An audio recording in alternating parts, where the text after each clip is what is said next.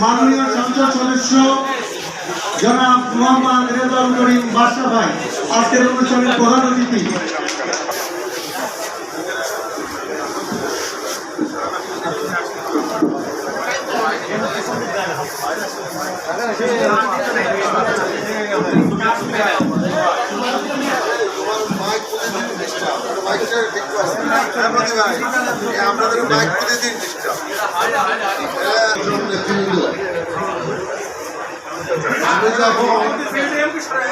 আমি যখন আমি বলবো তখন আপনারা নাম বলবেন, আপনাদের নাম আর পদবি বলবেন। আমি যখন আমি বলবো তখন আপনারা আপনাদের নাম আর পদবি বলবেন, ঠিক আছে? তারপরে আমি যা বলবো আপনারা তা বলবেন। তারপর কি রেডি সবাই নাকি? কামেজগাড়ি পরিষ সমিতি বগুড়ার আজকে নবনির্বাচন কমিটির শপথ নেওয়া। আমি এখন শুরু করছি।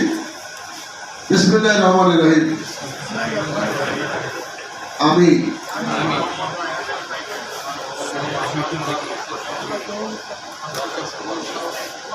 পদে নির্বাচিত হইয়া দায়িত্বপ্রাপ্ত হতে এই মর্মে প্রতিজ্ঞাপূর্বক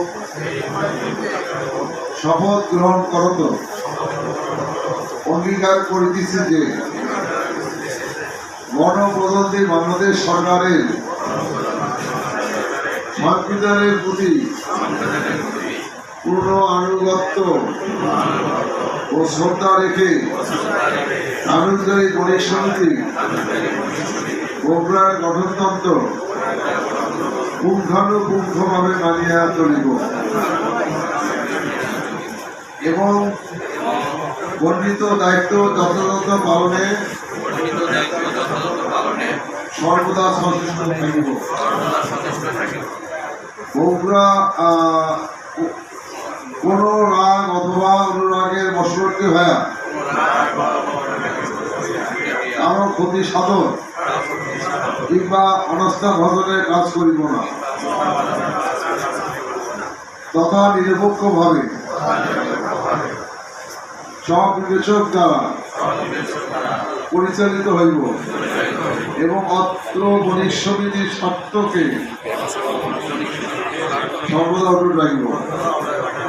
আমি সমাপরিচিত হইয়া আরো ঘোষণা প্রদান করিতেছি যে